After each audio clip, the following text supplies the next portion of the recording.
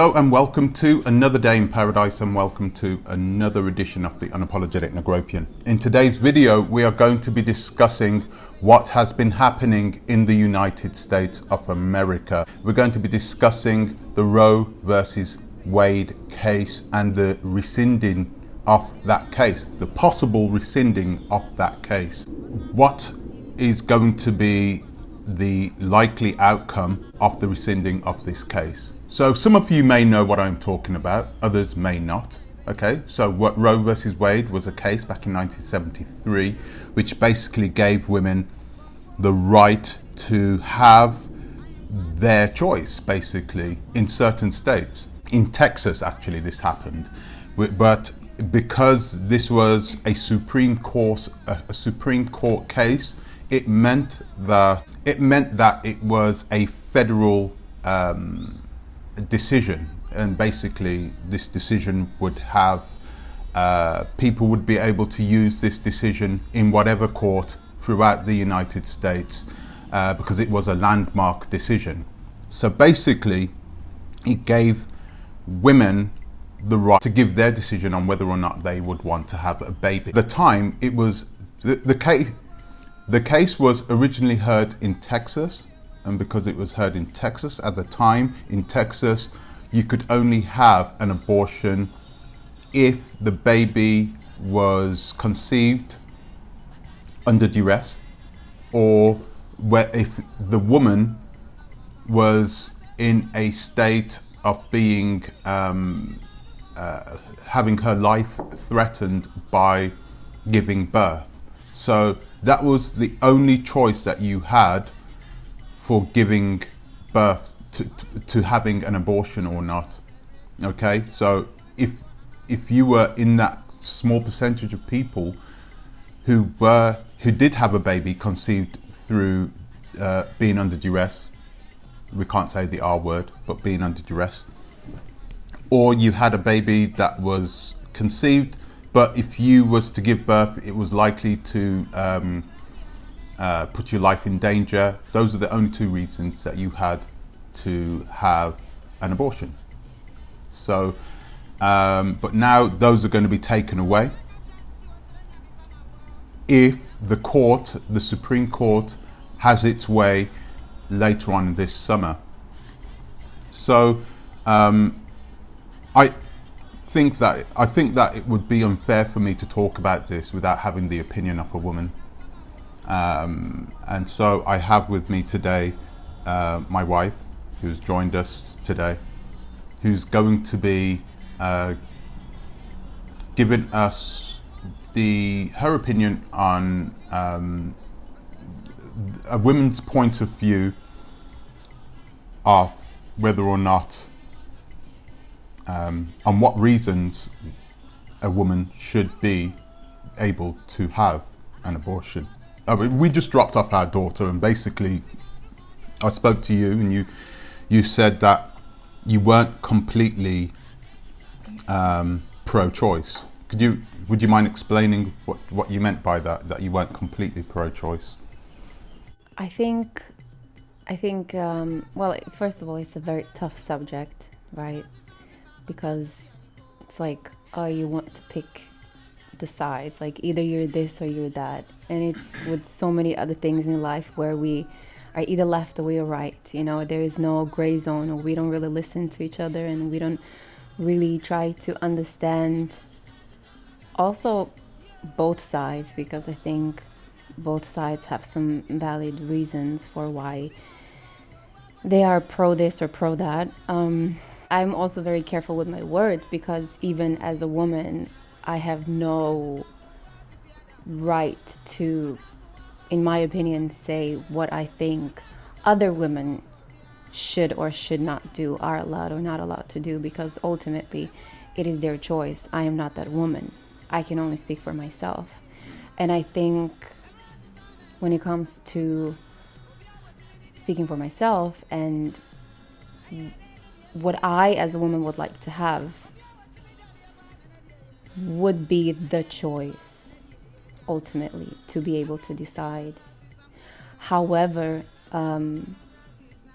also I personally think that abortions shouldn't be as accessible and as easy to do, because ultimately it is about a life, you know, and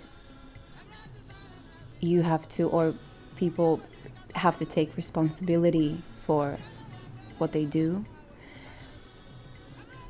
Also, on the other side, there should be more education on safe sex, you know, how a man and woman can protect themselves the right way, you know. So it's very, yeah, it's a very tricky and tough subject. I think what you were saying there about there being sides, I think you make a point there. I think it's important that we know that this is happening in the United States. And in the United States, they tend to weaponize and I can't even say the words, but they choose to politicize, yeah. They choose to politicize everything. Everything is either blue or red, everything. Even with COVID, they did it there as well, you know. So most of the people who were on the right were saying, oh, you should have your freedom. And a lot of those people who were like proper liberals, not real liberals, but, you know, those people were saying that, you know, we should protect ourselves, you know, we should trust the system, which is really weird because I didn't understand how they could draw this line, you know. So yeah, that's one thing we need to be careful of, because there is a grey area. There is definitely a grey area, and it's important that we understand the ramifications of having,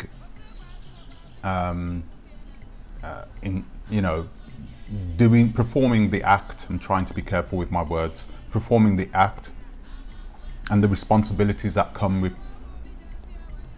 being with, a woman, or you being with a man, intimately. So people tend to look over that, and they tend to make bad choices in the heat of the moment.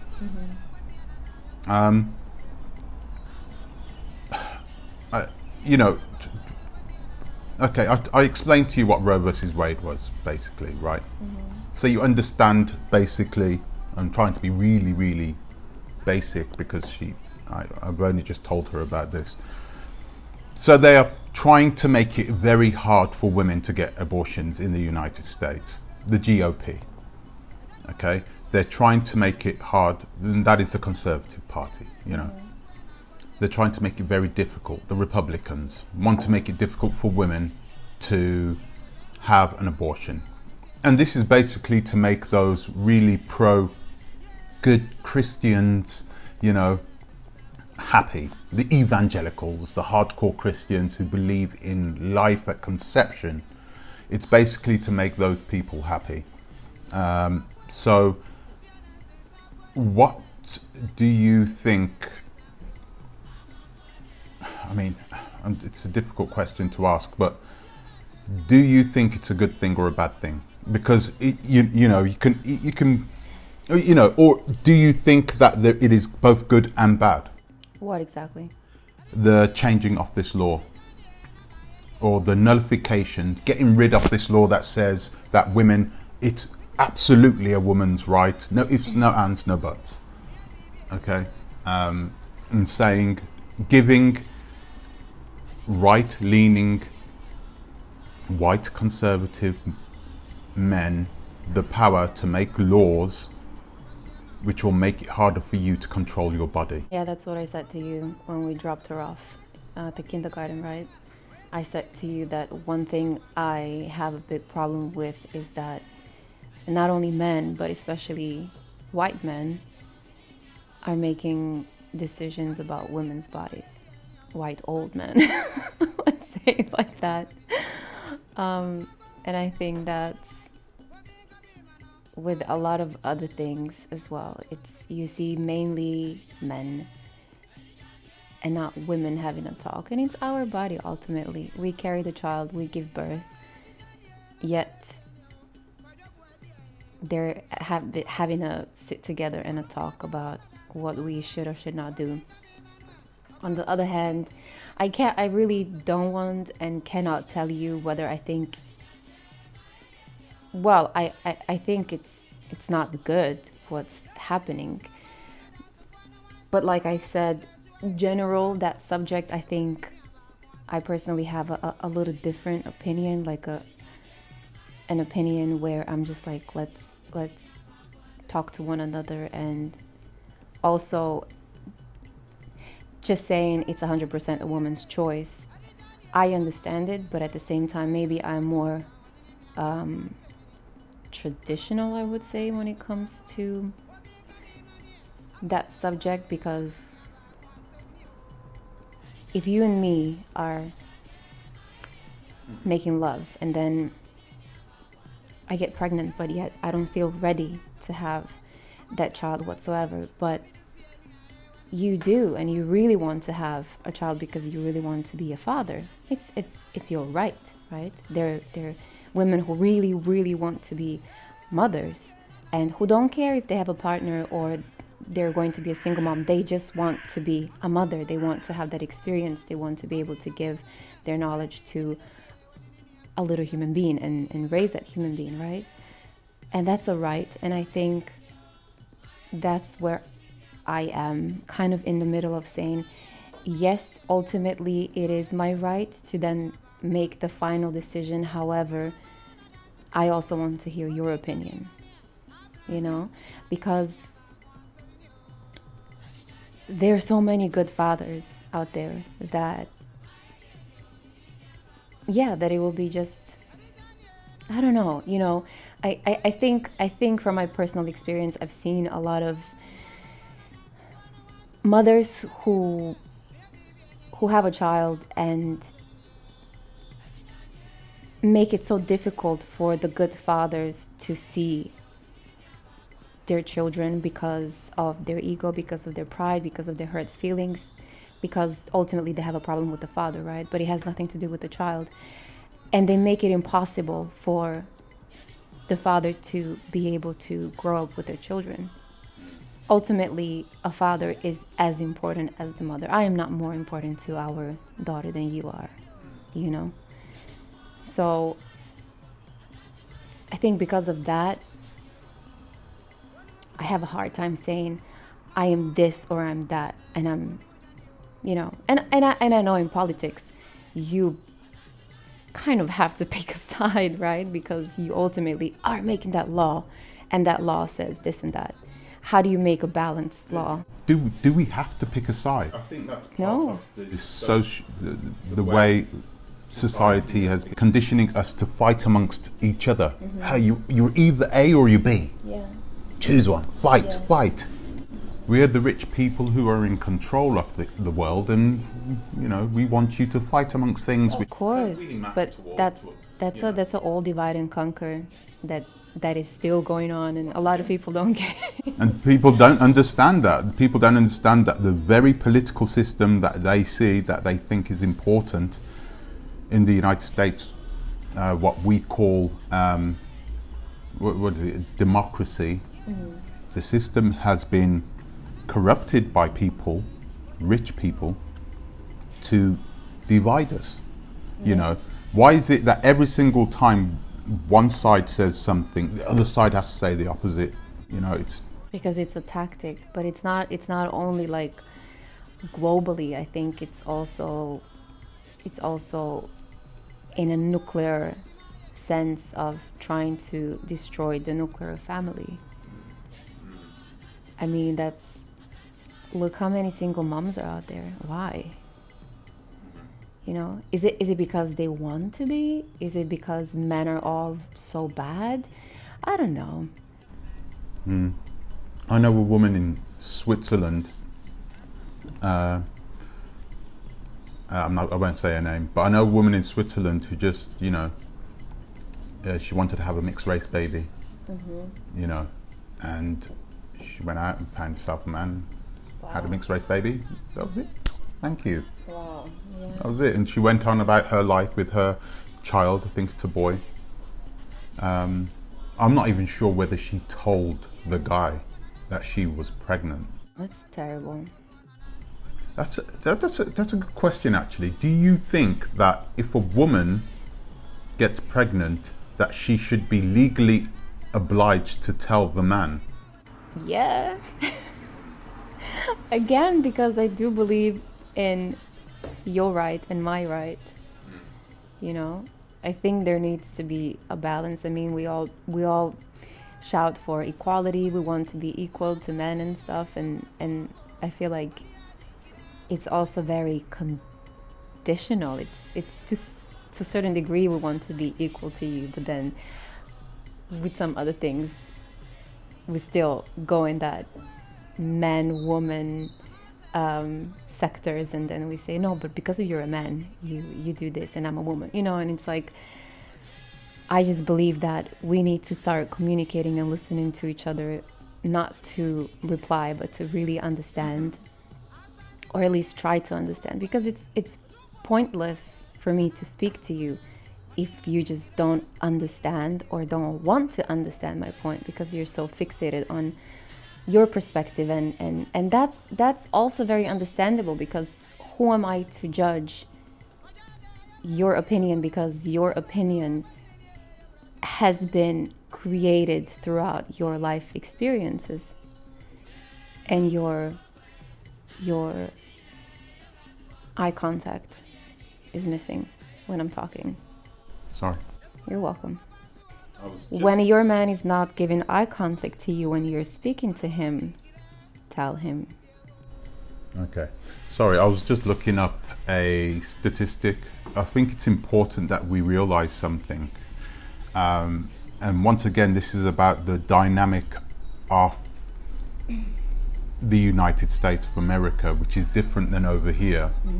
Because in the United States of America, Black Americans have a disproportionately high rate of abortions. Disproportionate. Okay. This is partly due to the miseducation and ignorance in the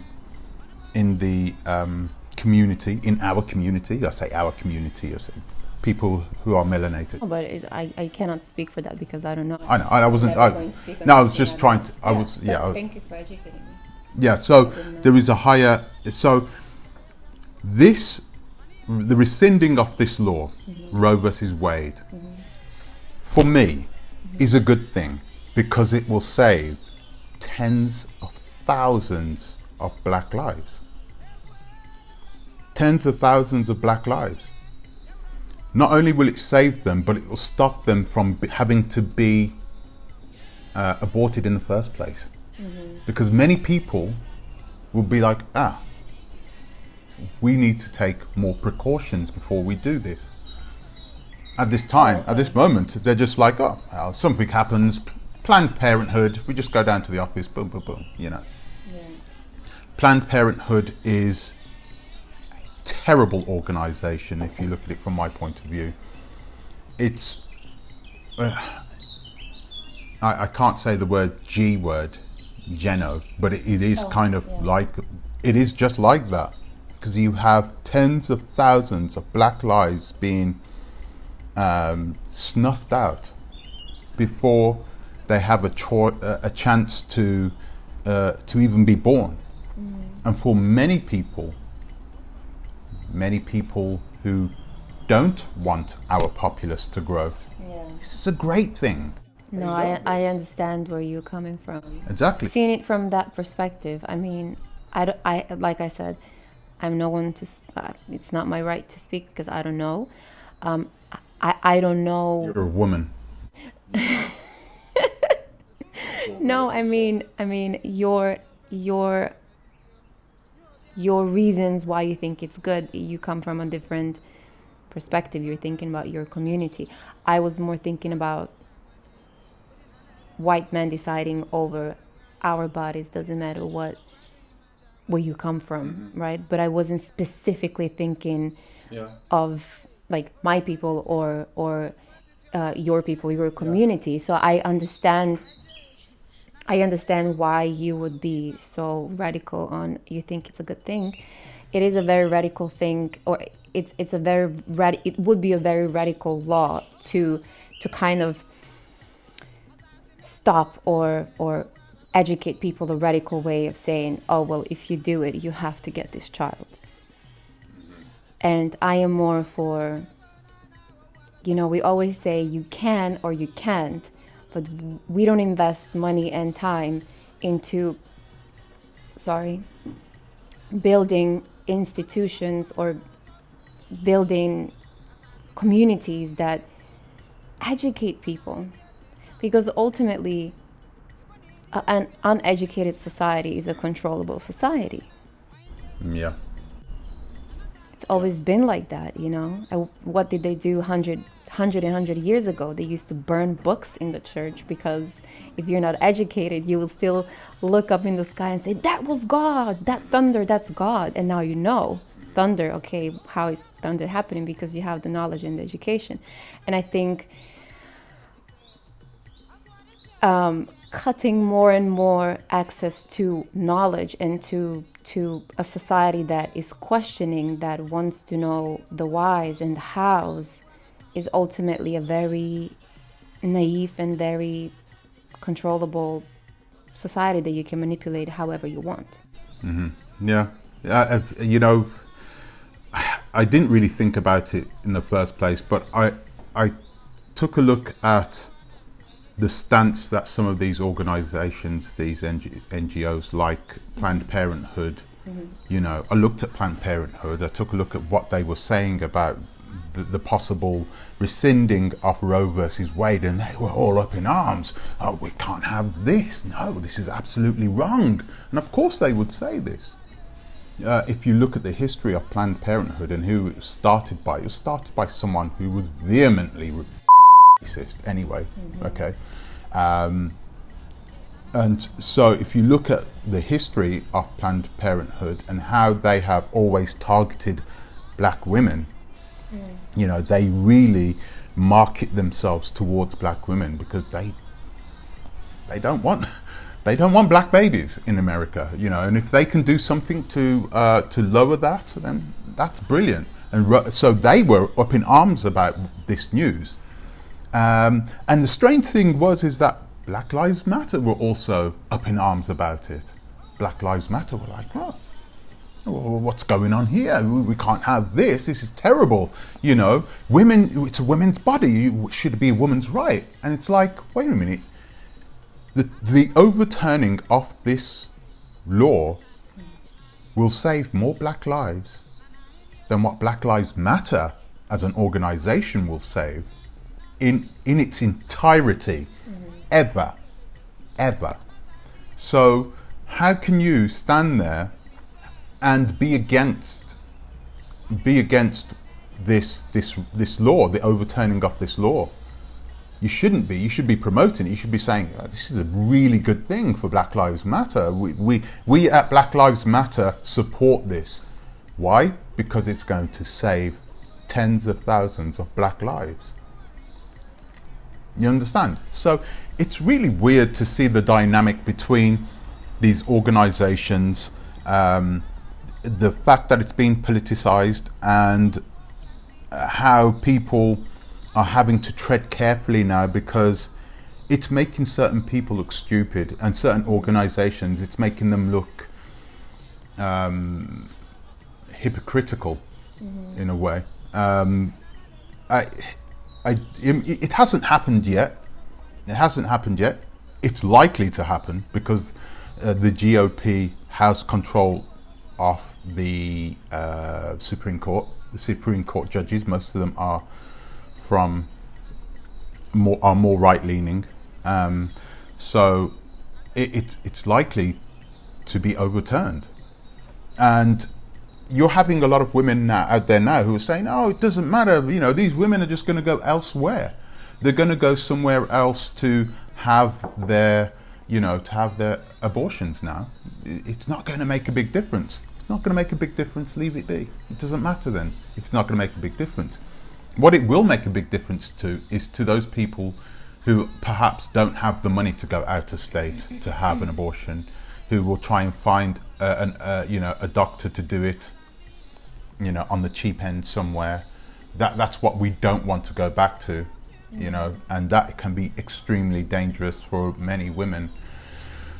I have always thought that if a woman gets impregnated by under duress, or if the baby is less than 8 weeks in gestation, then it should be allowed, because I don't think the baby is a baby yet because of the